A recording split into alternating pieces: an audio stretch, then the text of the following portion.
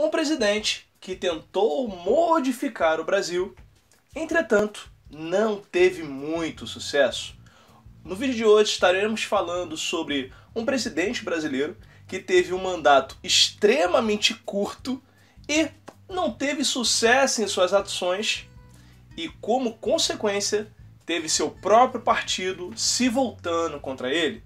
Hoje estaremos falando a respeito de Jânio Quadros. Não perca nenhum detalhe do que estudaremos aqui no canal Jornada na História.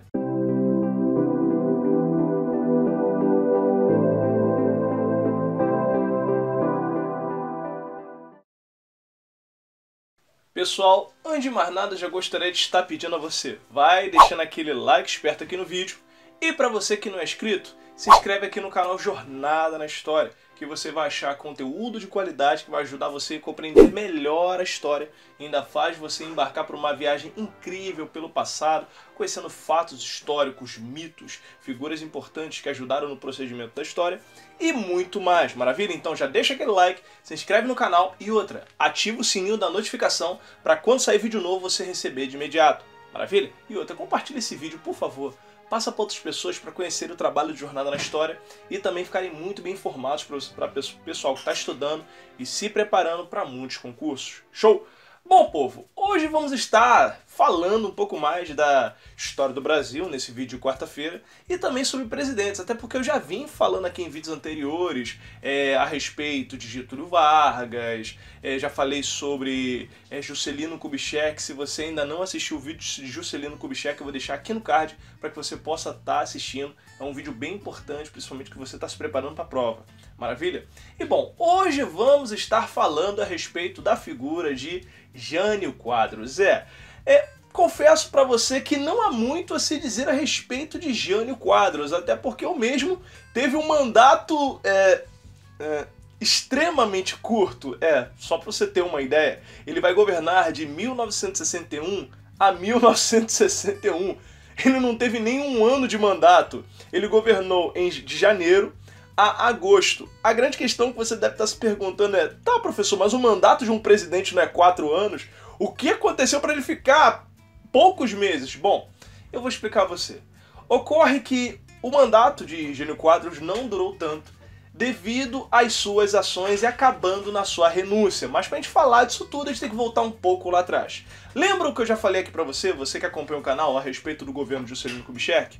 Nós sabemos que Juscelino Kubitschek ele teve muitas ações voltadas também ao populismo, aquelas ideias de 50 anos em 5, a modificação do Brasil, investimento na indústria, nas questões automobilísticas e também a criação de Brasília.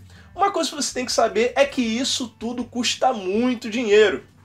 Isso mexeu muito com a economia do Brasil. E devido a isso, devido a esses empréstimos também que Juscelino tinha tomado, essas ações todas e tudo mais, devido também aos governos anteriores, você vai notar que a economia foi caindo e a inflação crescendo por demais. O negócio não estava fácil.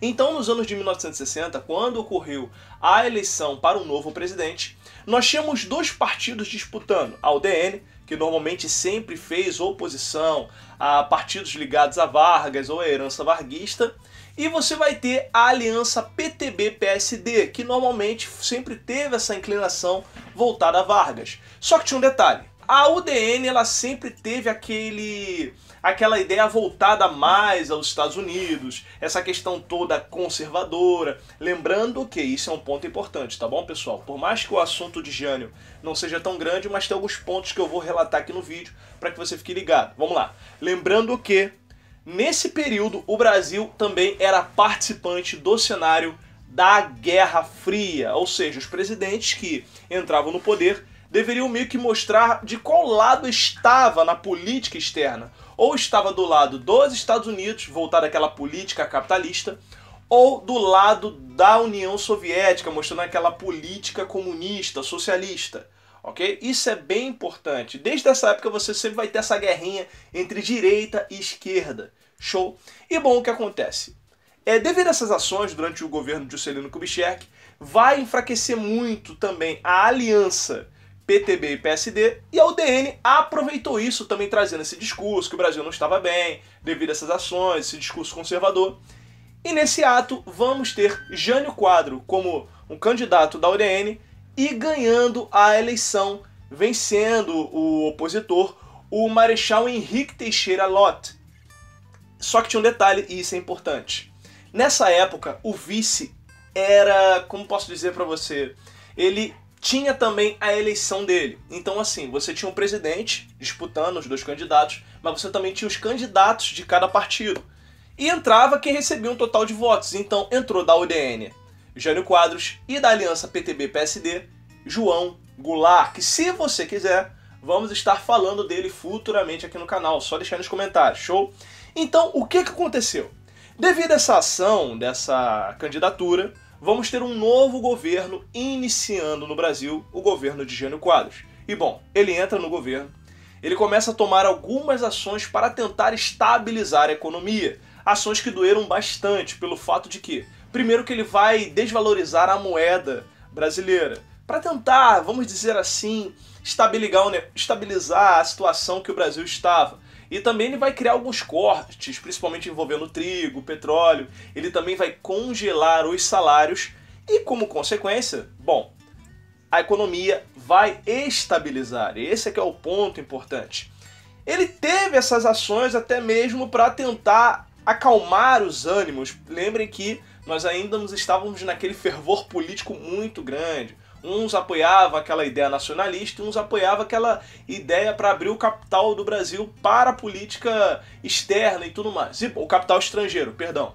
Só que tinha um detalhe. Mesmo que Jânio tivesse essas ações de congelar salário, agir de forma para que a economia estabilizasse, em relação à política externa, que era um ponto bem importante, ele se mostrava bastante neutro. Até porque o mesmo ele tentava se aproximar da população. Dizem alguns que ele colocava até um terno preto para que as caspas que caíam do seu cabelo sujassem o terno para mostrar que ele era um popular, estava ali junto com o povo e tudo mais, que ele era uma pessoa igual a qualquer outra.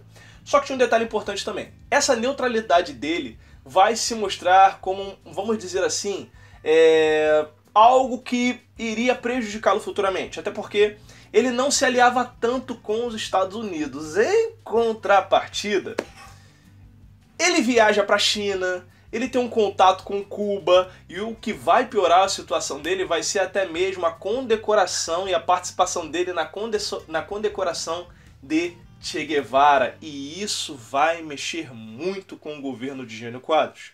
E bom, o governo dele também foi muito engraçado, porque ele, no lema dele, o discurso político dele, até quando ele foi tentar se candidatar, que ele varreria a corrupção do Brasil.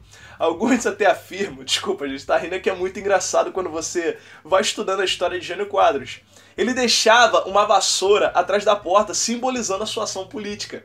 E bom, devido a isso, ele também vai começar a tomar umas atitudes um pouco estranhas. Como ele é voltado muito para essa questão moralista, conservadora, ele vai proibir banhos de praia, assim, vestimentas de praia, no caso biquíni, ele vai proibir a utilização disso nas praias e tudo mais. Ele vai proibir também as rinhas de galo, isso aí, por uma certa forma, é um lado bom, porque é uma violência.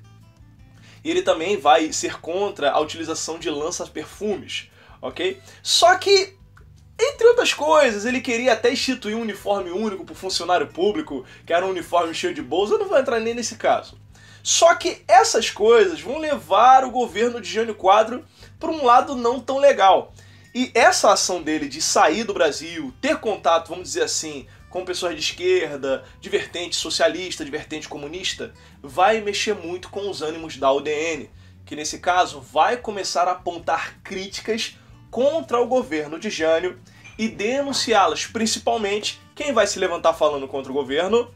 Exatamente, Carlos Lacerda, a figurinha repetida que sempre se opôs a governos que não fossem de acordo com a visão da UDN, até porque ele achava que Jânio deveria se manter dentro dos padrões da UDN, no conservadorismo, política voltada aos Estados Unidos e tudo mais. Então, Jânio vai tomar uma atitude que alguns afirmam até meio que estranha. Ele vai criar uma carta de renúncia, e nessa carta ele dizia que havia forças terríveis agindo no Brasil.